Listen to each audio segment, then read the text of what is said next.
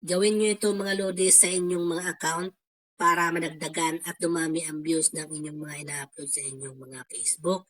Dapat po may ma-turn on nyo po ito.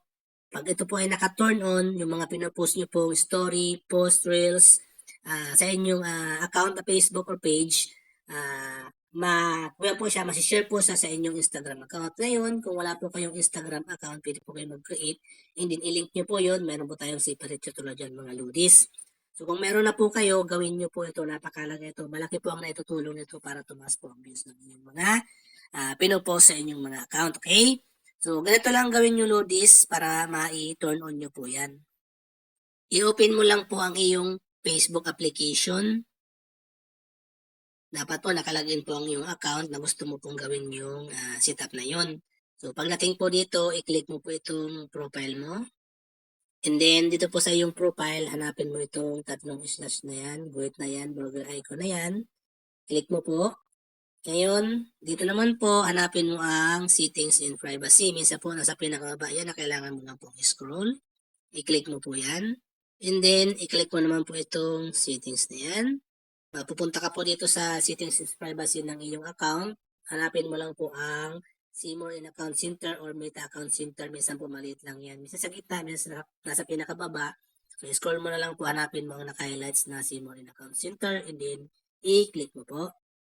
And then, mapupunta ka po dito sa Meta Account Center mo.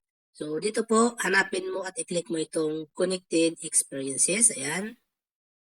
Ngayon, mapupunta ka naman dito. So, i-click mo itong Sharing Across Profiles.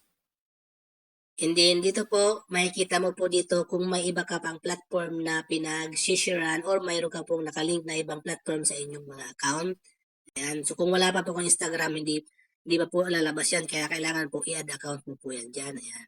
Para po magawa mo yung setup na to. Ngayon, pag once po na nagawa mo na, i-click mo po yung Facebook. Ayan, ito.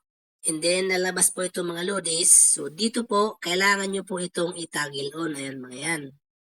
Dapat po ay nakakulay blue yan. Ngayon po, pag once po na nakaka-toggle on na yan, pag kayo po nag-post sa inyong mga account, Facebook or page, automatically po, masishare po yan sa inyong Instagram na nakalink po sa inyong account. Okay? Pag na-share po yan doon, pwedeng may mag-view po niyan na gumagamit po ng Instagram, pinapalo mo man or pinapalo ka, pwede po nilang ma-views yan. Ngayon, pag click po nila yun, ma-direct po sila sa inyong Facebook video, and then, yun po ang magiging dahilan para madagdagan at dumami ang views nyo sa inyong mga pinapost sa Facebook. So, napakadali lang naman mga lodis. So, try nyo po yan. Malay nyo po madagdagan ang inyong mga views. Okay?